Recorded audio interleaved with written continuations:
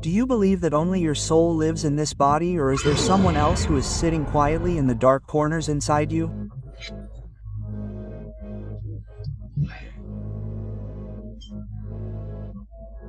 Imagine if their number is not 1 or 2 but 5 to 10, then how will you be able to identify them? Which voice is yours? And which voice came from you?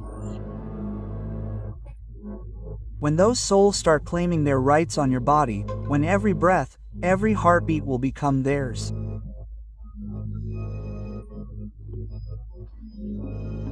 Then will you be able to fight against them, or slowly your body will become their home and you will be just a guest who can be thrown out anytime?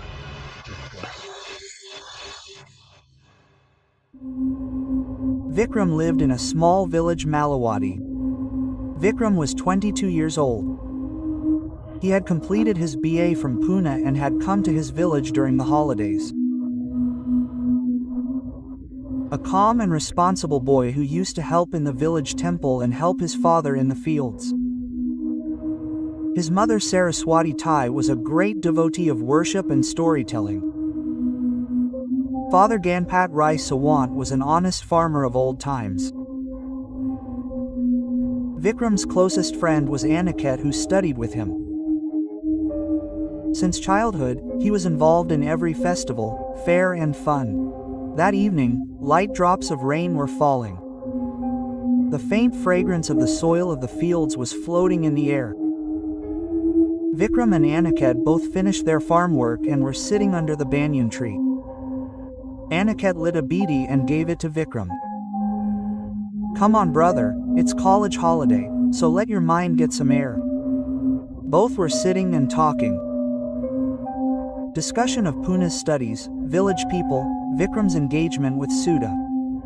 Then suddenly Vikram became silent. His eyes went to the highest branch of the tree. Aniket looked at him. "Why are you not speaking?" Vikram said calmly, "Can't you see? Is someone sitting above?" Aniket looked up. There was nothing. The tree was just shaking with the wind and the darkness was getting a little dense. "Let's go inside. The rain is about to get heavy." But Vikram just stared and said, "You go, I will come in a little while." Aniket went from there. Vikram was now sitting alone. He closed his eyes and then suddenly he started feeling something in his body. It felt as if someone had put a hand on his head. His lips started speaking on their own. Sanskrit words which he had never learned. His breathing became fast and then a strong gust of wind from the top of that tree came straight on Vikram's body. From the very next day, Vikram's behavior became strange. Sometimes he would talk to himself, sometimes laugh in a woman's voice, and sometimes abuse in a trembling voice like an old man. Often during the day his eyes would turn away and he would keep staring at the wall silently for hours. His mother was the first to notice this change. Then Aniket also felt this difference. One day in the afternoon on the farm he heard Vikram saying to himself, "My name is Basanti. I want justice." "I am not that. I am Balaji. I have been burned." "This is my body, not yours. Why have you come in it?" Slowly this news spread in the whole village. The villagers understood that something must have happened to Vikram. When the villagers came to see him, there was an old man among them. He told that the banyan tree where Vikram and Shyam were sitting was a place of hanging in the olden times.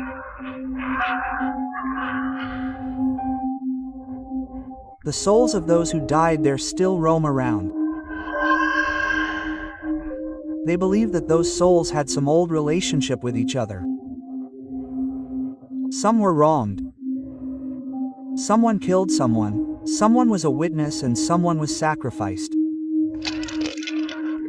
Often in the afternoon when the sun was right above the head, Vikram behaved most abnormally. It was as if those souls were most intense in the light. Fear spread in the village. Children started running away after seeing Vikram, and when he was seen walking alone on the streets, people would close the doors of their houses. Now the question was, what did these souls want? And would they ever leave Vikram? On the night of Amavasya, Vikram made some strange demands. Sometimes he would start shouting loudly at midnight, "I want the sacrifice of a black chicken," and sometimes he would look at someone and say, Give me the blood of a cat.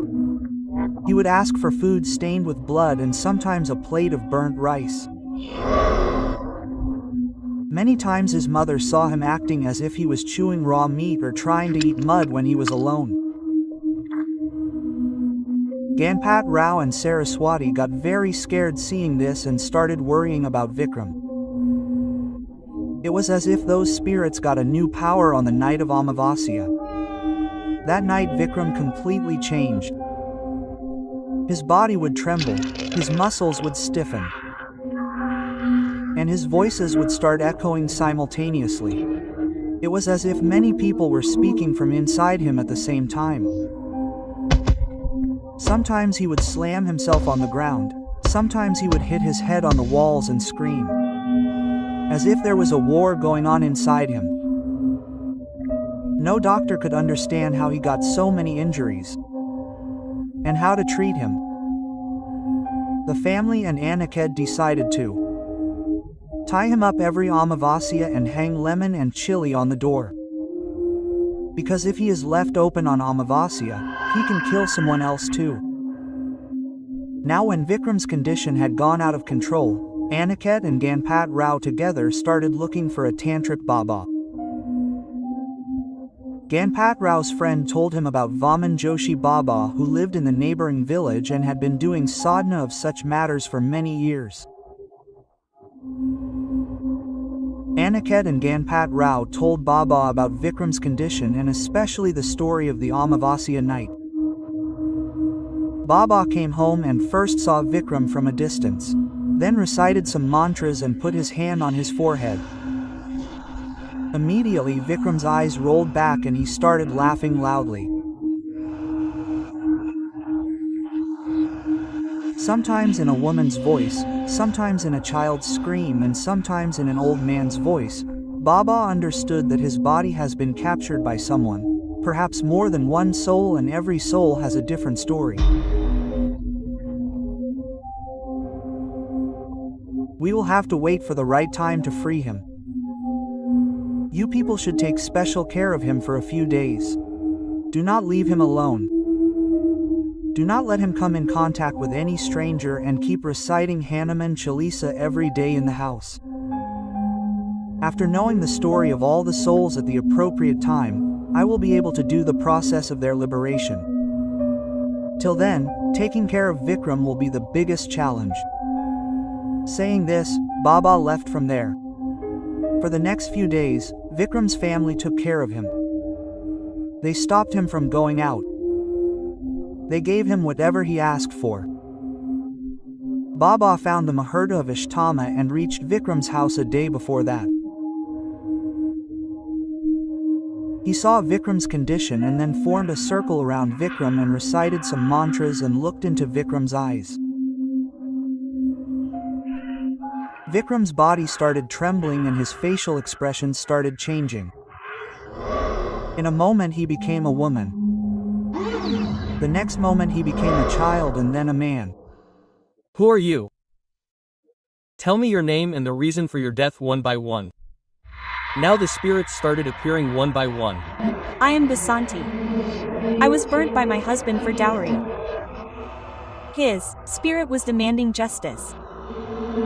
My name is Balaji. An innocent 12-year-old boy who was pushed into a well by his relatives. He was demanding his last rites. I am Rajan. I was declared a rapist by the villagers and pushed into a well. His spirit was still angry and said that he had been insulted. I am Mira. A woman who was newly married and committed suicide. But her soul was not ready to accept that she was dead. It wanted to take revenge on her in-laws.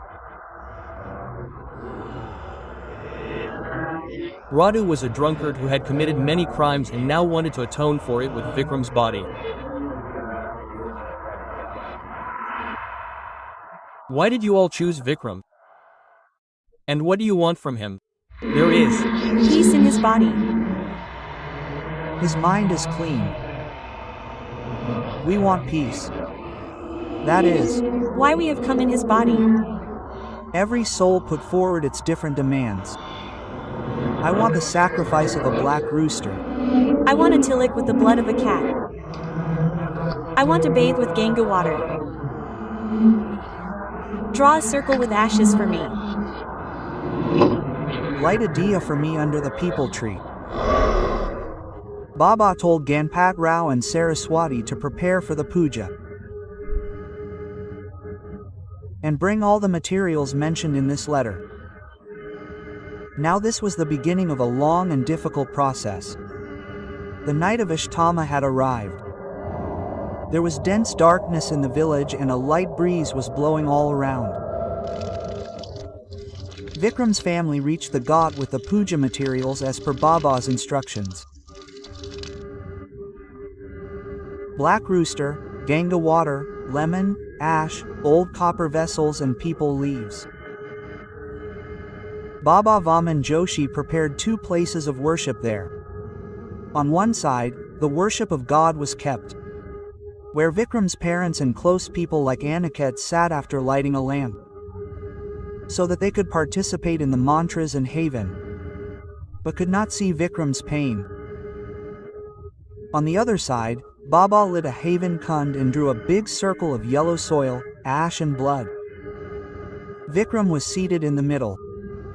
The 4 pandits surrounded him from all 4 directions and started chanting Tantra mantra loudly. As the mantras intensified, Vikram's body started trembling. He screamed loudly.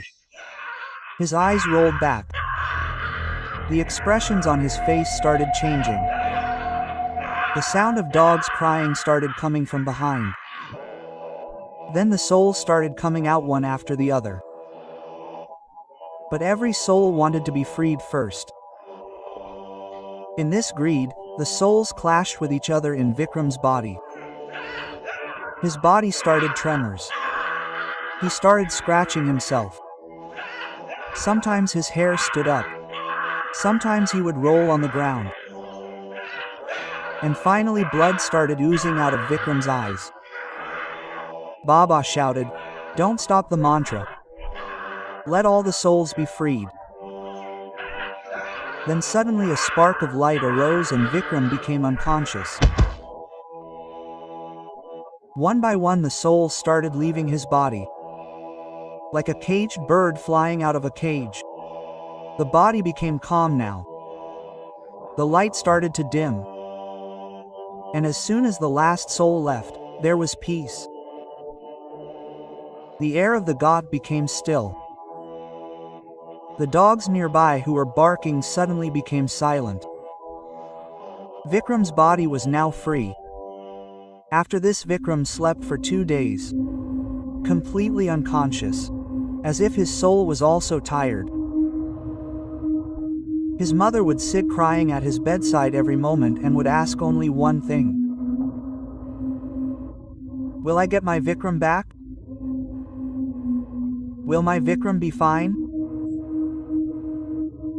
Will my Vikram be fine?" On the 3rd day morning, Vikram's eyes opened slowly. His face was pale. Dark circles had formed under his eyes. He asked softly, "Where am I?" Baba looked at him and smiled. "You are safe at your home and now there's only you and no one else." Vikram did not remember anything about how these 2 months passed. All he remembered was that he had seen something under the banyan tree. His parents and Aniket felt that Vikram was no longer the same as before. He did not talk much now. He would sit alone and sometimes look at the sky as if he was looking for someone. Sudha, who he was engaged to, never came to meet him again. Vikram's friend Aniket tried to encourage him many times. But every time Vikram would just smile lightly, and when someone asked him, "Is everything okay, Vikram?" he would just take a deep breath and say, "There is only one body, but whose body it is still not decided."